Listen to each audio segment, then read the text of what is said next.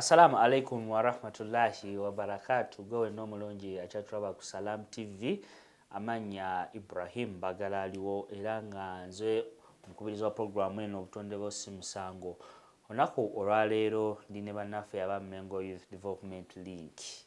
Bano badiringa nnyo n'abantu babeera mu nzigotta, bamaama, bawala abatannaba kutuuka nga bazaala.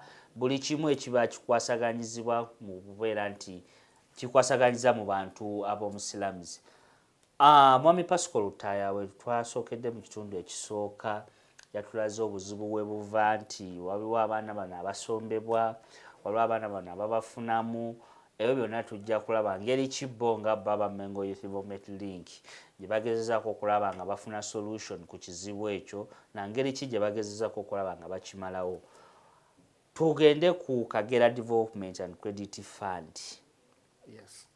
Eri omulabi wa Salam TV ayagala okumanya yeeriwa era ye eyamba etya era ekwatagana ku ki.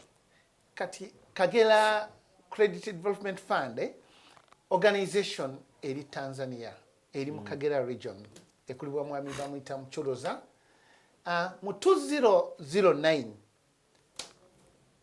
engeri ebisero byali bya sirimu nga yawamba twasituka wano mu Uganda nze nasituka ne tiimu yange y'abantu nga bana n'abaana bamulekwa abaana 19 ne tugenda Tanzania nga tulaga awareness campaign Uganda ekoze etya okubeera successful ekulwanyisa obulwadde bwa sirimu.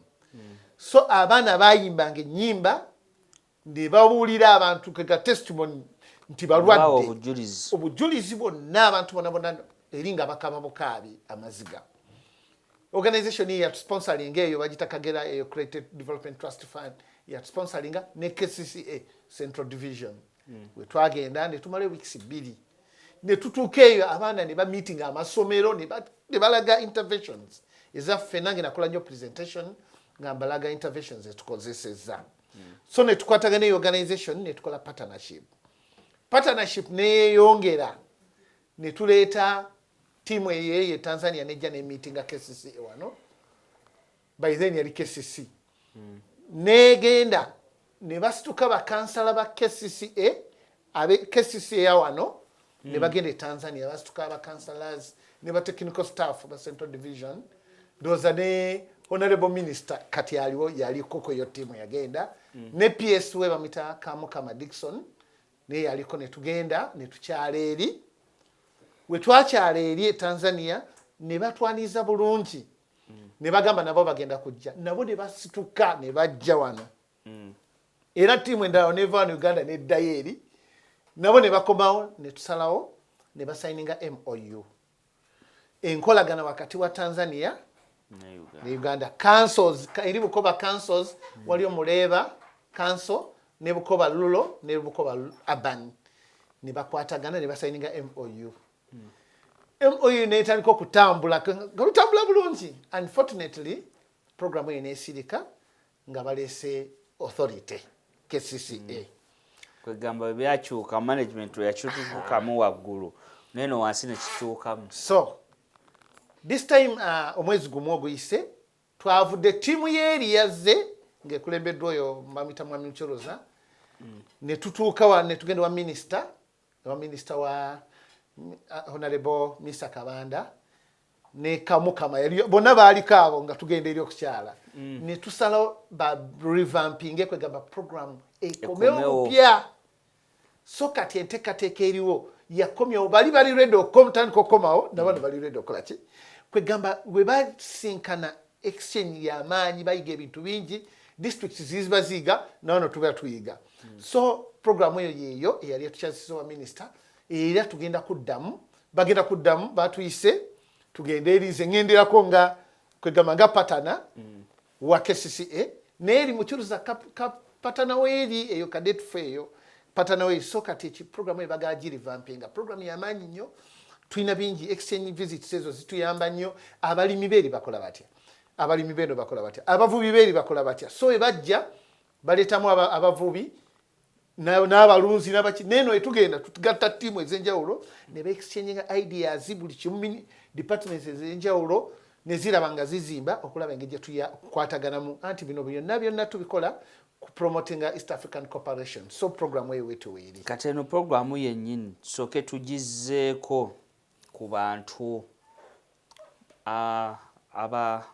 abali vulnerable, abannamwandu, abaana bamulekwa, abantu abaliko obulemu, bo bagenda kuganyulwamu batya? Baganyulwamu bwe tuba nga tugenda, for example council ya wano yali egenda luli, twagendamu ne Sam Gombya yali akulira abalina obulemu. Sam Gombya agenda eri n'akwatagana abalina obulemu eri twabalitamu bonna. Ne basharinga ebintu bingi. In fact yabayimbira namu. Nabali balina mu council zaabwe abalina obulemu era bajja wano twa meeting abalina obulemu. Kati abantu abo bajja bati for example waffe bajja we bajja wano mu Uganda batusondera scholastic materials z'abaana timu eri yatusondera scholastic materials z'abaana net promising ebintu bingi era ebimu yabituwa nga organization mu bantu ba wansi. So nabano ebagenda eri nabo bakolera abantu beeri abawansi nga bayitamu eri organization kubanga naye ekola ebintu byebimu. So tufunyemu ebintu bingi nnyo nti batufuneko ne funding waliwo patano gwe batuwa n'atuzimbira ffe ku ssomero lyaffe Nansana batuzimbira toilets tujja mu bali oli yagamaze n'address eno. So gye tukoma okwegejinga ennyo tufuna ebintu biki ebyenjawulo biso okuyamba abantu baffe abaki abawansi. Awo wennyini tukyalina obuzibu bw'amaanyi. Mengo Youth Development Link tukubiremu ku ttooki. Tukyalina ekizibu ky'abantu abakyalina endowooza nti omwana aliko obulemu si mwana, omuntu aliko obulemu si muntu. Mu Mengo Youth Development Link muyingiriddemu wa okusensitizinga kubanga kyo kikyali kizibu ky'amaanyi. Under this program ffe nga organization yaffe tulinako omuntu alina obulemu bamuyita yowasensalire wa mu Mengo omwo. So yalina department eyo ne department eyo tugikwata nnyo we tufuna ba partners tugezako kubaleeta okukwasaganya abantu tubakunganyiza nnyo.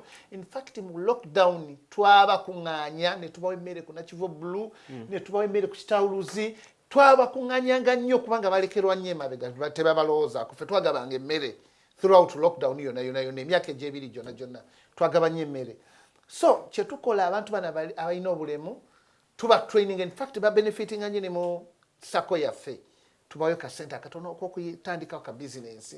So tubasika ne tuba empowering economically tubasomesa oli mulemu olina obulemu totuula kola woti n'oti kino ekipya na kino tubalinkinga nnyo kuba partners. Waliwo partner waffe gwe tulina bamuyita Pastor Emma wa organization bagita Christian Youth Gospel Ministries.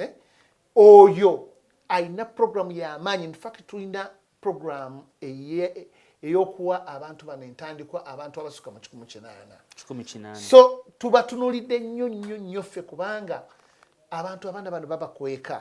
So abazadde bajja mpolampola bagamba nina omwana ali wadde amugyeyo babakweka babasibira ebbali babakweka. Waliwo n'omutyamani yamukwekako mu nnyumba nnyo naye oluvannyuma yamumbuulira unfortunately omwana oyo yafa naye nga tumugamba mugyeyo abeere mu bantu amanyiire mubanne. So tugezako okola eyo program yemu gye tulina ey'amaanyi okupromotinga abo abantu basensitizinga abazadde nti tomukweka. So tubayitamu nnyo ne tubawa n'obugaali kubanga wendeetedde ekyo tulabye nga ku ntimbe za TV ebiseera ebisinga abantu bano batulugunyizibwa bagobebwa ku makubo enkwata gye babakwatamu kwegamba ne beekubira omulanga teri bavuddeko bayamba naye ng'ate bodde n'ebbali owulira kino kitongole gundi oba oluusi abamu babiteekawo okuba nti babalyamu nsimbi. Waliwo ebintu byotosobola kutuukamu byotosobola kuyingira. For example trade order ebyo bya KCCA ffe tosobola kumugamba nti wayi genda okolere wali nedda. So kyetagwa kwatagana wanga babakwate bulungi babahandling kuba omukwata n'omukasuka ku motoka tekiba tekikola bulungi naye byonna tulina engeri okubikwatamu just kusensitizinga kwongera kumanya nakugambye nga ntandika nti endowooza zaffe buli omu za njawulo. oba olowooza kino abantu baffe bamanyi naye abamu tebakola ki tebamanyi. So wetwongerako ne tunyikiza okuwulira abantu problemu z'abantu abalina obulemu kijja kuba kiyambako mu maaso. Waliwo programu endala ze tulina just kubatuuza n'obagawa waayi kino kitukola tutya. So kibayamba mu maaso okulanga n'abantu bategeera nti waayi omuntu alina obulemu tulina okutambula ffenna tuli bulina Katonda yatutonda wadde ye Katonda alina engeri gyamutondamu naye nga ffenna tuli Katonda yakola ki yatutonda. Tuddeko emabegako mu slums waliwo obuzibu okuba nti obumenyi bw'amateeka. Omuntu yenna bw'awulira nti omuntu avudde mu nzigotta mu slums tegeerawo munyakuzi w'akasimu, mukubi w'akatayimbwa, ne twesanga nti abantu abo balina ekifaananyi kye babalabiramu. Ne twesanga nti ababyokwerinda buli baba bakola omulimu gwabwe batandikira eyo. Ate nga mwe mutugamba nti muvuddeyo okusensitizing abaana bano nti ddala ddala abaana bano tubakyusizza. Ng'osinziira wano ku Salaam TV ensonga eyo sooka oginnyonnyole nti abasinga bakimanyi buli muntu ava mu nzigotta mumenyi w'amateeka. Mwe mutugamba abaana tubasomesezza tubakyusizza enneeyisa yaabwe mu bantu abamu batandise okufuuka b'obuvunaanyizibwa. Naye ate ddala ddala bali abakulembeze abakakasi b'amateeka bo balabira ddala kikyali era bo oluwulira nti bassisa obusimu bagenderawo mu nzigotta. We tuba tutandika okwogera wano abatulaba nze ntandise nga bagamba nazaalibwa mu Kisenyi, nakulira mu Kisenyi, nasomera mu Kisenyi, nkolera mu Kisenyi. Main office yaffe eri mu Kisenyi. Kisenyi kiri kye tumanyi obulungi. Kitegeeza nti gye bali abalungi abasokola ebintu ebikola ki n'ababi abasokola ebintu ebikola ki. Naye we tukyusaako mpola mpola we babanga badde babi bali 100 n'osobola okukyusaako 2 n'oli n'akyusaako 10 n'oli n'akyusaako 10. So kiri kyakulira mu bantu nti Ekisenyi kibeeramu babbi. That's true. Ekisenyi kibeeramu bayaaye, Ekisenyi kibeeramu ki ekyo kyo kyakulira mu bantu. Naye sina Kisenyi kyokka buli bwe omuzigota. Naye enzigota mubeeramu abantu mbeera. Embeera eno ereetera abantu nti kalumu kamu basulamu abantu 8 kubanga kayimba ka 6,000 buli omu aleetayo 5 ne basasula rent. Si babbi ne bakeera ku makya kukola ne bakola emirimu gyabwe. Weewaawo nti mu nzigota gye zikoma okubeera mu nkonome zaffe ebyo ebintu byonna bimashuruminga bikula. Ababbi babeerayo, abanyi b'omwenge babeerayo, obwamalayo bubeerayo. Naye ebintu bino tubikwata mpola mpola nga tuleeta programu ez'enjawulo ezitagetinga abantu ba wansi. Gyakoma okubeerawo nga alina byakola nga byakola bimukyusa. Ffe tulina mu mupiira tulina abaana ab'amaanyi. Uliya Sadata Naku ali Scotland. Studio product yaffe wa mupiira twamujja kati twamuteka ali Scotland n'abalala bali Sweden baliwa mu mupiira. So njagala kugamba kubuulira n'abampuliriza nti ekireeta omutawaana bantu kubulwa byakola. We bawula byakola nga beenywera ateeka eri musiraamu akenge tekabula, amafuta tegabula, enjaye tebula, ebira byonna bibula n'ebiragalalagala tebibula. Era oba tolina sente otula butuuza n'okubako paafu ne bakuwa ne kitambula ekintu olunaku lukola ki. So obuzibu buli bumu kufuna bye bakola wansi eyo. We babawa ebyokukola kijja basitula embeera zaabwe baveeyo nabo batandika okukola ki okuva ku biragala okuva mu kuzaala bo bazaala buzaazi. Omukyala agamba taata ono omwana oba yoono n'omubuuza n'akulaga bataata nga 7 nti be bataata ye takimanyi nti.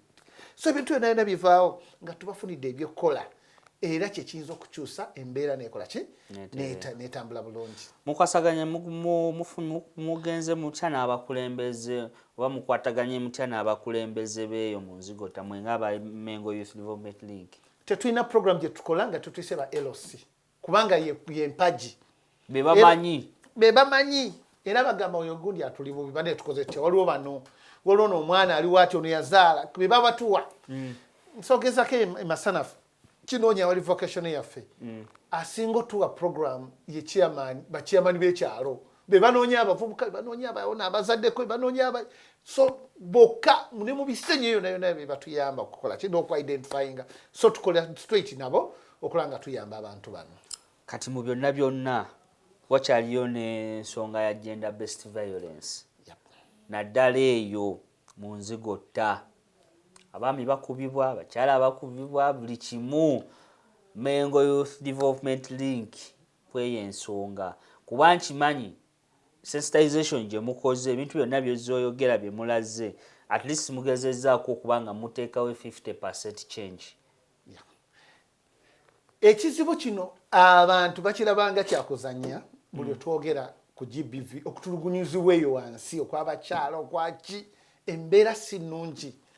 Bano abantu baffe eri banywa buli kimu kye banywa batulugunya abakyala mulabanga ekipapula ayinza n'omugamba ozadde akaana kamu njagala wakubiri ku migere wamala okazaalako kubiri njagala kakusatu waffe twazaala tata alina abaana 6 so azaala lwakutulugunyizibwa tazaala nti akola ki omwami n'abanga tasobola kujja mummwe n'ayogera mujja musekerera of the day bo bamaanyi however much n'obwavu buno butubaluma nnyo kanagamba hakangere mukubemoko katono mukube emigere.